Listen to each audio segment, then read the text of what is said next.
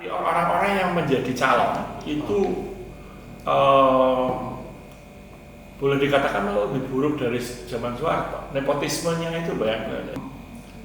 Pukulan terhadap misalnya gerakan buruh, gerakan tani kurang dibandingkan tahun zaman Soeharto. Relatif melunak. Relatif melunak, meskipun penguasanya juga lebih canggih mainnya.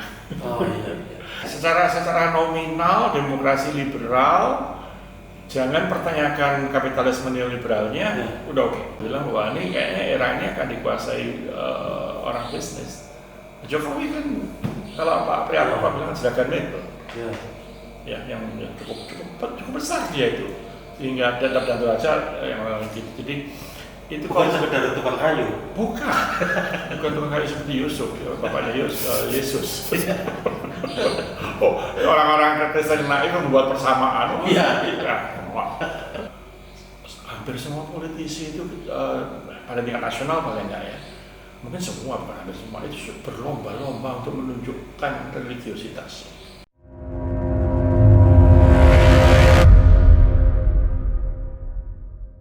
Ya, selamat sore. Sore. Selamat sore Pak Dede, selamat sore kawan-kawan Adrina.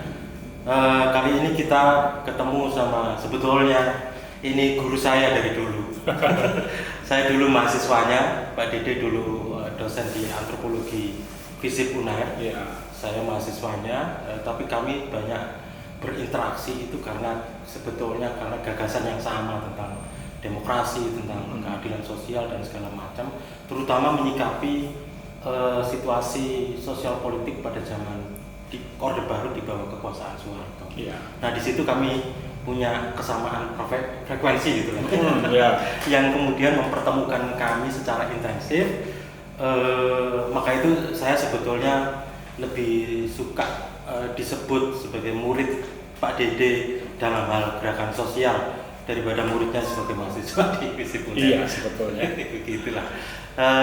Ya Pak Dede, mungkin ini kita diskusi ini aja ya, agak santai gitu, tapi sebetulnya hal yang dibahas itu juga hal yang tidak santai, tapi agak serius gitu, menyangkut soal demokrasi, keadilan sosial dan segala macam hal yang berkaitan dengannya. Pertama-tama pertanyaan saya itu dulu kan Pak Dede terlibat aktif ya sampai sekarang sebetulnya dalam gerakan demokrasi. Dulu lebih aktif, lebih intensif, lebih banyak diwawancara. Tidak hanya diwawancara, tapi juga yang saya ingat Pak Dede ini turun langsung meskipun belakangan ya 98. Identitasnya masih sebagai pegawai negeri. Masih pegawai negeri, masih dosen. Dan ketika mahasiswa gerak pertama dalam kampus kan. Sebenarnya praktis aja kan nggak bisa keluar. Dulu kan nggak bisa keluar, ada terlalu pas. Sudah di dalam diajak orasi. Saya ingat betul Pak Dede itu menemani kami diskusi di lorong-lorong kampus itu apa saja tentang, tidak hanya tentang kekuasaan absolut Soeharto, tapi juga kebebasan demokrasi di level kampus ya Pak. Begitu juga kan. Jadi segala macam hal yang berkaitan dengan kebebasan berekspresi, demokrasi, keadilan itu kami bicarakan. Nah, pertanyaan awalnya menyangkut soal ini mungkin bisa dikatakan perbandingan. Perbandingan.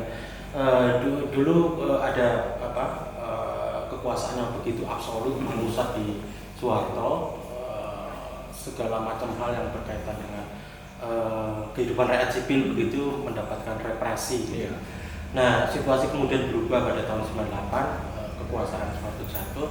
Kemudian ada era yang disebut era reformasi, yang sedikit demi sedikit itu pintu kebebasan demokrasi terbuka. Nah, menurut Pak Dede ini apa sebetulnya perbedaan fundamental dari kehidupan sosial politik pada zaman Orde Baru dengan era yang disebut reformasi sekarang ini? Secara umum ya, meskipun tidak menyeluruh, itu sesudah reformasi terutama mungkin 10 tahun pertama ya itu sangat terasa. Hampir segala sesuatu usaha demokratisasi itu dimungkinkan. Yang dulunya dilarang-larang ya, nggak semua sih, tapi yang langsung kelihatan itu golongan Tionghoa itu apa yang dulunya dilarang, jadi huruf Tionghoa, mengajarkan bahasa Tionghoa, merayakan perayaan Kelenteng keluar dari Kelenteng. Itu sampai sekarang sih itu dimungkinkan. Yang terakhir Mojokerto 51 Kelenteng festival resmi. Nah, itu dimungkinkan. Imlek kemudian sama Presiden Megawati diresmikan jadi hari nasional. Itu oke. Boleh ya. Secara prosedural bikin partai terutama pada 99 itu mudah sekali. Kita sama-sama caleg ya, caleg PRD. Dan daftarnya gampang, syarat nggak terlalu susah. 2004 aja waktu saya diajak teman-teman jadi calon DPD masih relatif gampang. Dewan Perwakilan Daerah waktu itu pertama kali. Jadi sampai sekarang pun kalau kita baca tulisan-tulisan orang-orang yang sentris ya, yang nggak terlalu kiri ya, mereka bilang secara prosedural demokrasi Indonesia prosedural. Orang-orangnya, nah itu bisa dipertanyakan. Aktor. Nah, arti orang-orang yang menjadi calon itu boleh dikatakan lebih buruk dari zaman Soeharto. Nepotismenya itu nggak usah jauh-jauh deh. Dan ini menarik juga ya. Sekarang kita bisa lebih bebas ngomong gini. Nah, Jokowi anak sama menantunya dua wali kota. Ya, Pak Harto aja nggak mungkin sih anaknya Pak Harto nggak terlalu mampu ya. Secara politik ya. Tapi terakhir Tommy kan juga nggak bisa bikin partai juga berantakan gitu ya. Jadi prosedurnya oke. Kalau kita berpikir demokrasi liberal, apalagi ya, pukulan terhadap misalnya gerakan buruh, gerakan tani kurang dibandingkan tahun zaman Soeharto. Relatif melunak, meskipun penguasanya juga lebih canggih mainnya. Ya, jadi ada partai buruh tahu-tahu loh, kok saya sudah dikuasai sama penguasa gitu. Jadi ya itu tugas kalau nggak tahu ya secara sederhana aja itu tugas kita sebagai suatu masyarakat, sebagai bangsa untuk mengurusin itu. Tapi sekarang masih susah dicoba. Dulu ada PSI nyoba, karena masuk ke lingkaran kekuasaan. Ini yang terakhir tapi nggak lolos itu Partai Hijau Indonesia. Itu kok paling nggak dari Instagramnya kok progresif banget gitu ya. Partai buruh. Lolos, tapi partai buruhnya kan dicurigai itu. KSPI kan ya. Ya, tapi itu dinamikanya demokrasi. Untuk bayangan ya, kadang-kadang kalau saya ketemu orang-orang apalagi dari Myanmar gitu ya, dari Tiongkok gitu ya, mereka itu iri sama Indonesia sudah, karena sudah ada demokrasi, bangunannya itu sudah ada, isinya itu ya kita harus berusaha bersama untuk mengisi itu. Jadi itu sudah berubah gitu ya. Memang masih ada yang diintimidasi, dan sekarang karena dengan teknologi internet itu masih bisa diretas, bisa dihack akun WhatsApp-nya satu organisasi LSM misalnya, masih bisa intimidasi. Di sana sini masih ada mayat yang ditemukan di tengah sawah tanpa kepala, tanpa tangan. Ini di Jember nih 3 tahun yang lalu. Jadi masih ada, tapi dibandingkan zaman kayak dulu Petrus gitu ya, atau 65 atau lagi gitu, itu sudah jauh kurang. Dan ya dengan diancam di sana sini, penyintas 65 juga bisa berorganisasi dan bisa mendesak terus gitu ya. Jadi ya secara nominal demokrasi liberal, jangan pertanyakan kapitalisme neoliberalnya, udah oke. Kalau kita berpikir itu mau dikritik, berat. Itu. Artinya meskipun prosedural, demokrasinya masih dalam level prosedural.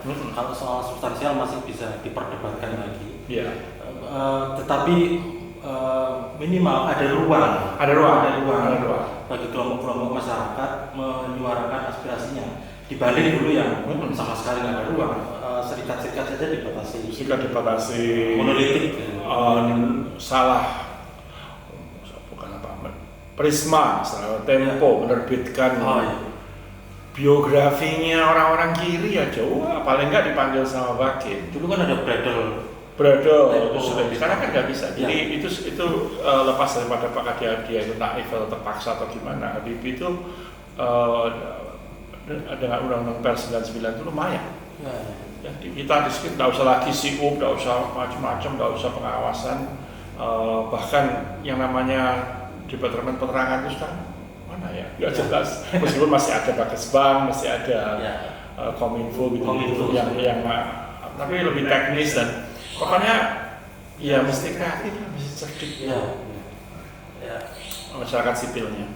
Meskipun ada undang-undang yang kontroversial misalnya ITE tapi itu ada bantahan-bantahan yang cukup ada bantahan, ada MK, meskipun MK juga makin konservatif dibandingkan yang generasi pertama ya.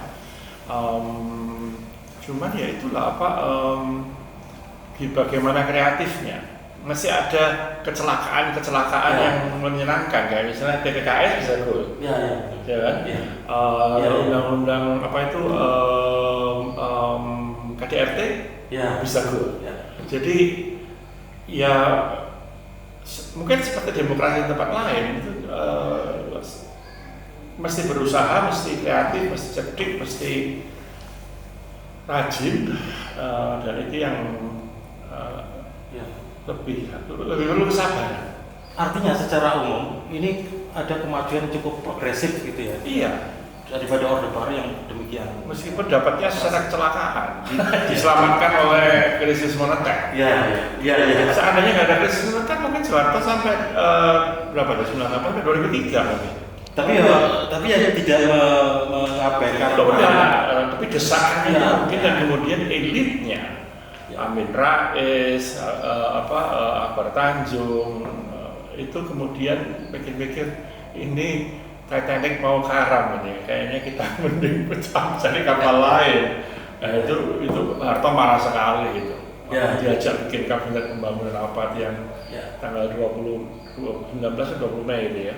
Itu kan 14 menteri atau berapa itu rapat di rumahnya Habibie. Membanggakan. Ya kayaknya kita mending menyelamatkan diri daripada kalau kita ikut hancur sama bapak. Cuman garansinya cuman saya dan keluarga harus diamankan ya, karena dia tahu apa yang terjadi pada Pak Karno.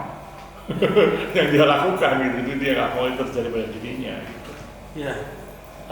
Pak Dede, saya mau lanjutkan diskusi kita tentang apa yang selama ini populer disebut sebagai kekuasaan oligarki. Ini dikritik oleh banyak kalangan, kelompok aktivis sosial politik begitu, aktivis pro demokrasi. Nah, pandangan Pak Dede sendiri terhadap kekuasaan oligarki ini seperti apa? Kalau dulu itu kan kekuasaan itu memusat di Soeharto dan kroni-kroninya lingkar dalamnya ya. Lingkar dalamnya. Tetapi sekarang ini kan seperti menyebar kemana-mana, tapi ada link-link yang menyatukan mereka gitu. Kira-kira begitu. Nah itu secara sistemik mereka membentuk kekuasaan yang secara perspektif ekonomi politiknya sama gitu. Sama. Ya, itu menurut pandangan Pak Dede. Cuma lebih satu golongan yang lebih luas gitu. Ini sebetulnya sudah diramalkan sekitar tahun 90-an sebelum reformasi. Itu udah mulai dilihat ya, orang kayak Taksim menjadi Perdana Menteri di mana itu di Thailand ya waktu itu ya. Itu sudah mulai dipikirkan bahwa ini kayaknya karena kapitalismenya neoliberal. Ya. Jadi welfare state segala ditinggalkan kan. Maka ya yang meramalkan sih majalah agak kanan ya seperti The Economist gitu ya, bilang bahwa ini kayaknya era ini akan dikuasai orang bisnis. Jokowi kan kalau Pak Priyono bilang Juragan Mebel, ya yang cukup besar dia itu, sehingga dan aja yang gitu. Jadi itu bukan sekedar tukang kayu, bukan tukang kayu seperti Yusuf, bapaknya Yesus. Orang-orang Kristen itu membuat persamaan. Iya. Dia itu orang bisnis. Juragan Mebel memang. Ya tidak apa-apa. Artinya kalau kita pakai nilai demokrasi yang liberal, ya tidak bisa kita larang gitu ya. Bahkan anaknya nyalon jadi wali kota, ya itu haknya gitu dan tidak bisa begitu. Karena sistemnya tidak berhasil kita ubah. Tapi menarik ya sebetulnya aku karena barusan ada pemilu di Thailand ya. Itu terkenal juga, itu kan oligarki juga. Anaknya Thaksin nyalon, lumayan nomor 2. Lalu ada pengusaha agribisnis saya nggak ingat nama lengkapnya tapi nama depannya Pita yang masih umur 42 itu menang. Jadi ini yang kayaknya perlu kita persoalkan. Mengapa di Indonesia tidak ada gelombang seperti itu dari rakyatnya? Dari rakyat kebanyakan. Aktivis dulu kayak kita yang orang kampus, mungkin buruh masih ya, petani kayak di Kendeng, Wadas itu masih. Tapi orang kebanyakan itu rasanya kok comfortable dengan oligarki menguasai mereka. Pokoknya jalan tolnya mulus, airportnya baru meskipun jauh kayak Jogja, dan ya bagusnya buzzernya pemerintah ini ya, pinter mencitrakan. Jadi saya kadang-kadang kasihan sama SBY yang dulu dituduh pencitraan. Ini pencitraan, ini lebih luar biasa, lebih sistematis. Termasuk mendorong ngundang kodok. Ya, dan ternyata harus diakui rakyat kita kebanyakan masih milih yang kayak gitu. Atau milih satu lagi waktu kalau kita lihat pemilihan presiden ya, melihat 2019 yang sekian 40% sekian itu milih Prabowo yang jadi mereka masih senang dengan kekuasaan. Dan ini saya dengarkan dari orang-orang biasa yang bukan aktivis, termasuk ke orang-orang di sekitar saya yang aktivis LGBT gitu ya. Mereka bilang malah kemudian jadinya kayak milih artis gitu. Dan mereka juga lupa tentang track recordnya yang di Timor Leste, yang lain-lain, temuan TGPF tahun 98 gitu. Jadi memorinya orang sini cepat hilang, cepat melupakan, cepat lupa. Dan mungkin Thailand kebencian pada militer itu lebih kuat di sana. Di sini enggak, di sini kurang kuat. Pernah kuat sebentar. Ada insiden-insiden di mana dokter militer kemudian mobilnya digulingkan dan gitu. Itu 99 terjadi. Tapi cepat. Jadi ya elitnya pintar aturnya gitu ya. Sehingga akhirnya kalau kita ngomong orang biasa ya, itu ya kagum sama Luhut, kagum sama seperti Andika Perkasa gitu. Jadi mereka bahkan kalau dilihat secara internasional banyak sekali orang Indonesia itu kagum sama Putin yang saya nggak bisa ngerti. Jadi rasanya orang Indonesia ini bicara budaya sekarang ya, senang dikuasai sama yang kuat. Iya, kuat gitu. Dan mereka tidak sabar dengan demokrasi yang rumit dan ribut dan tidak jelas gitu ya, yang sebetulnya terjadi juga dengan demokrasi terpimpin. Pak Karno juga terhasut oleh tentara ya. Jadi ini saya kutip bahasanya Pak Hatta ya, dia mau diajak untuk bikin demokrasi terpimpin yang salah satu pilarnya adalah tentara kan. Jadi itu nggak tahu ya apa bedanya dengan Thailand gitu. Mungkin di Thailand musuh bersamanya itu raja. Itu mereka agak sebel karena raja ini brengsek banget yang satu. Nah, saya mau masuk ke musuh bersama tadi. Ya, ini menarik. Karena saya sering dengar dari para aktivis sekarang ya, aktivis sekarang itu kenapa mereka membandingkan gitu dengan gerakan pada zaman di bawah kekuasaan Soeharto. Menurut mereka ini, bukan menurut saya. Menurut mereka itu ya dulu lebih mudah mengkonsolidasikan masyarakat sipil gitu karena menganggap ada musuh bersama. Musuh bersama siapa ya? Soeharto. Sekarang ini susah karena susah mengidentifikasi siapa musuh bersamanya. Terlalu banyak musuh bersamanya. Menurut mereka begitu.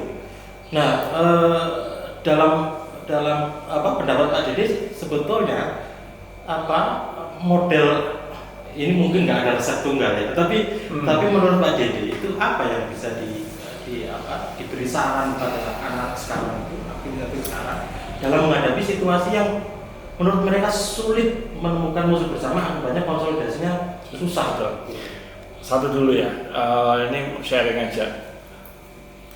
22 Mei 98 sudah kelihatan. Ya. Di kampus itu pecah. Oh iya. Ya, jadi mereka yang Islamis langsung berhenti, kita dukung Habibie. Ya. Dan jangan diturunkan.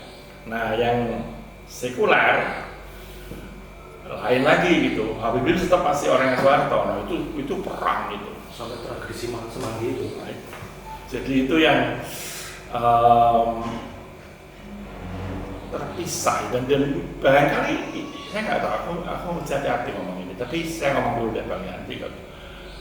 Rasanya di Indonesia itu karena 65 terutama wacana pencitraannya Orde Baru ya, yang kita selamatkan kamu dari kaum kafir PKI itu ya dan Cina itu itu agama di Indonesia itu jadi penting banget sehingga hampir semua politisi itu pada tingkat nasional paling enggak ya, mungkin semua bukan hampir semua itu berlomba-lomba untuk menunjukkan religiositas yang jelas-jelas itu kayaknya cuma pencitraan ya, karena korupsi juga banyak ya, hanya dipakai untuk ya, dan kalau mau ditahan kemudian pakai baju koko iya, dipakai untuk pencitraan politik. Iya. Dan kalau mereka nggak seperti itu, takutnya nanti nggak akan. Jadi dulu kan kita bisa bilang, oh ya P3, PKS. Sekarang itu ya, harus kelihatan. Ya. Ini saya pernah diingatkan sama siapa ya, ilmuwan politik, saya lupa, Max Lane atau David Reading, atau John Seidel kalau nggak salah. Bilang sama aja sebenarnya. Dan kulit religiusnya itu terutama Islam ya, itu ya cuma kulit gitu. Jadi musuh bersamanya susah. Nah sebetulnya ini dari ngobrol-ngobrol sama Max lah. Musuh bersamanya harusnya kapitalisme, tapi seluruh dunia neoliberalnya lagi merajalela. Jadi dan juga ide kiri itu selain menakutkan, biarpun sudah diganti momoknya dengan LGBT sekarang. Ide kiri itu masih menakutkan, dan dari risetnya seperti orang kayak Susan, orang-orang yang meneliti mengenai penyintas 65 ya, kengerian di keluarga-keluarga langsung yang kena keluarganya atau yang tahu itu sangat besar. Kengerian kalau dinyatakan, bahkan orang-orang yang misalnya bilang saya Marxis gitu ya, ketika kamu ini sebenarnya bilang nanti dulu, lalu lagi kan bilang ke Lukas gitu kan. Tapi untuk bilang ya saya sosialis itu susah banget jangan. Sampai sekarang masih ada kecil-kecil. Dan ya aku tahu juga dari Instagram aja ya, ada udah sosialis apa masih ada. Iya. Ya nggak tahu, followernya mungkin 200 gitu. Jadi kalau mau kayak gitu-gitu ya boleh-boleh aja, tapi menurut saya kita yang berpikir jernih dan jauh tahu juga, dan sebenarnya literatur mengenai itu berlimpah sebenarnya. Cuma ya tetap jadi wacana kampus, dan di sana sini ada sih kayak Brasil, Lula bisa kembali. Ya, di Amerika bisa. Amerika kembali itu meskipun saya tidak mau a priori langsung lari ke budaya, tapi karena ya harus diakui kenapa dilakukan karena itu ngelawan gitu. Ya. Di Amerika katanya kalau waria dibunuh, 200 waria akan protes dan demo dengan risiko dipukuli premannya juga di sana. Perang sama preman. Kalau di sini kan cenderung ajaran. Ya. Jadi mungkin sih kalau paling nggak Jawa ya, atau yang daerah lain, karena ini saya pinjam idenya Jim Siegel sebenarnya. Karena sejarah Jawa itu begitu berdarah, orang cenderung damai aja. Ada apa sih ribut? Ada soal traumatik yang panjang. Dan yang terakhir ya pasti 65 ya. Sebelum itu juga sebetulnya yang ya mungkin kalau orang anak sekarang mungkin sudah lupa ya, itu 42, 48 itu juga lumayan. Saya cukup perbatasan ya umurnya, jadi masih dengar. Tapi yang sesudah saya udah lupa juga. Orang-orang Komnas HAM aja nggak tahu bahwa ada pembunuhan massal 48. Nggak sebesar 65, tapi ada. Dan korbannya macam-macam. Jadi apa ya? Ya kita bisa sih secara teoritis mengatakan ya harus belajar, harus baca. Cuman saya pernah diingatkan sama Artin Utrecht, anaknya Profesor Utrecht yang sering di Belanda kan. Bapaknya kan dulu TNI di Jember, ya terpaksa lari ke Belanda karena orang itu ditanya. Itu Artin bilang ya seluruh dunia lagi nggak sehat demokrasi. Amerika aja dapat. Saya baru baca tadi sore ini, Donald Trump itu cuma puncak gunung es, di bawah itu ada kebencian pada. Jadi saya berani bilang kita orang liberal, kalau kita bilang liberal atau orang progresif itu menakutkan. Bayangkan pro-choice, perempuan mau diapakan kehamilannya itu pilihan kalian. Karena itu dibuka. Itu di matanya orang konservatif itu sudah dosa besar. Itu punya Tuhan. Loh, klinik KB yang dibom, Molotov, itu puluhan. Dan undang-undang perda kita ya, untuk misalnya membatasi urusan aborsi, meskipun itu kayaknya bumerang buat Partai Republik. Sekarang mereka incer tuh trans waria. Jadi diincer, kelihatannya remeh sekali, tapi ya yang tengah-tengah itu mau aja. Jadi ini beri contoh aja. Di kita sudah nggak terlalu beda. LGBT itu kan sejak 2015 sudah hidup sekali sebagai yang harus dimusuhi. Ini yang terakhir Coldplay kan mau dilarang karena pro LGBT, pro ateis tadi itu kan. Ya kalau ngomong sebagai guru ya tetap ngajak memberikan ilmu. Harusnya lebih rajin nulis, rajin membaca. Dengan kalau bacanya sudah rajin. Dan sebetulnya nggak terlalu yang pasti tidak secanggih orang-orang yang mengikuti betul-betul, tapi kita sudah tahu sebetulnya. Ya, mungkin ini pertanyaan terakhir. Kembali ke soal demokrasi, wacana demokrasi, kaitannya dengan perkembangan teknologi sekarang ini yang begitu meluas, terutama media sosial. Media sosial. Nah, ini kan sebetulnya dalam satu sisi media sosial ini memberi ruang bagi banyak orang, banyak kelompok begitu untuk yang tidak bisa tampil tadinya awalnya gitu bisa menampilkan dirinya sekaligus gagasan-gagasannya. Betul. Dalam konteks demokrasi itu kan hal yang sangat progresif gitu. Progresif ya. Kemajuan bukan kemajuan yang sangat luar biasa dalam perkembangan demokrasi gitu. Tapi dalam sisi yang lain ada soal-soal yang cukup mengkhawatirkan.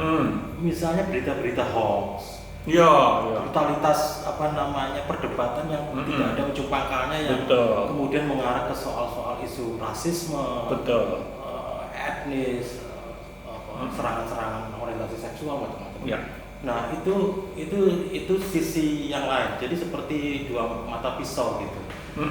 Media sosial ini. Nah menurut Kak Dede sebagai masyarakat sipil yang concern terhadap perkembangan demokrasi dan keadilan sosial itu bagaimana kita sebetulnya harus menyikapi, terutama untuk anak-anak muda ini sebetulnya, generasi milenial dalam menyikapi media sosial ini supaya betul-betul menjadi bagian proses demokrasi yang ada kaitannya dengan keadilan sosial gitu.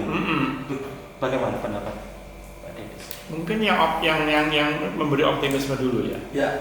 Orang-orang muda ini dari yang saya coba lihat sebagai bukan yang orang yang bukan muda lagi, itu masih ada. Mereka punya rasa keadilan, itu lumayan. Sebagian itu sudah bahkan tanpa menyebut namanya itu sudah feminis sebetulnya. Bahkan kadang-kadang queer juga. Mereka itu merasa ya kami ada apa memusuhi yang itu. Tapi memang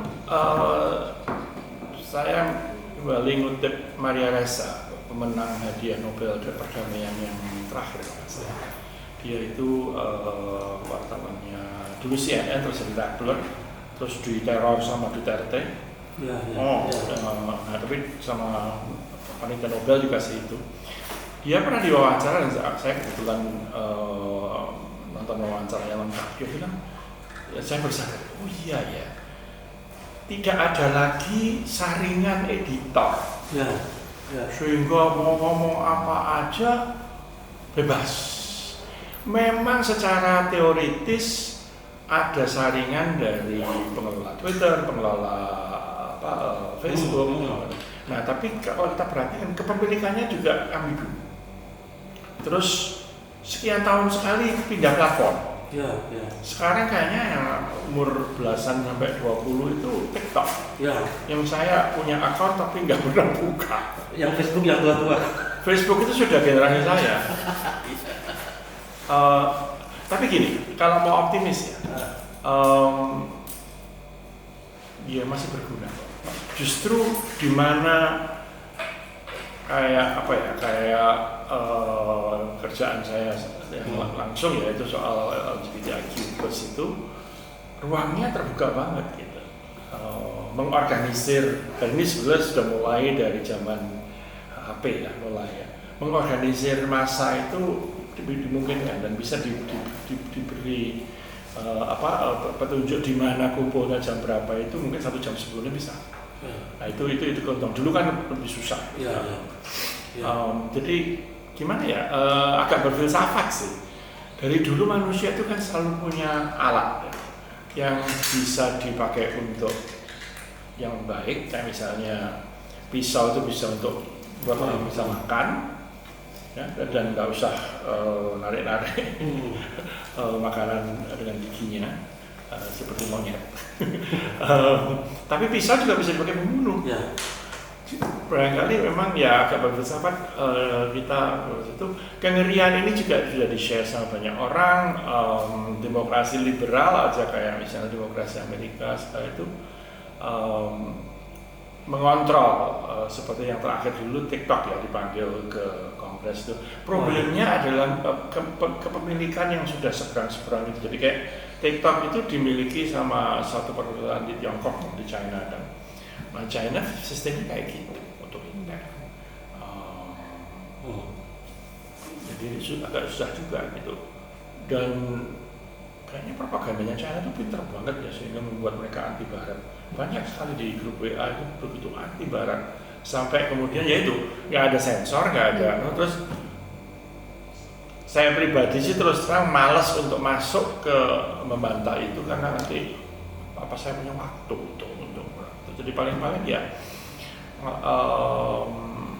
belajar dari pekerjaan saya yang dengan LGBTIQ+ itu ya sudah kita menyebarkan ide-ide pemikiran-pemikiran yang tidak langsung frontal membantah tapi mudah-mudahan ada yang nangkep dan rasanya sih masih ada nangkep. Memang kalau yang canggih pasti punya hitungannya berapa like-nya gitu. Tapi saya dari muda selalu nggak kuat di kuantitatif, jadi tapi rasanya sih masih jalan terus.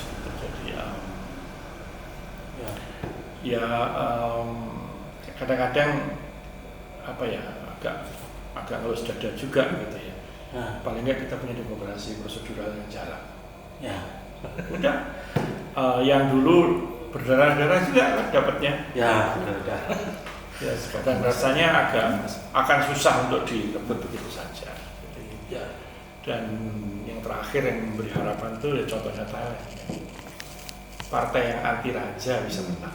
Meskipun masih kayak di Indonesia zaman sebelum reformasi masih dikunci di kalau mereka senatnya ya di majelis tingginya dengan orang yang dipilih sama kita. Tapi ini mereka masih teka-teki di Thailand gitu ya.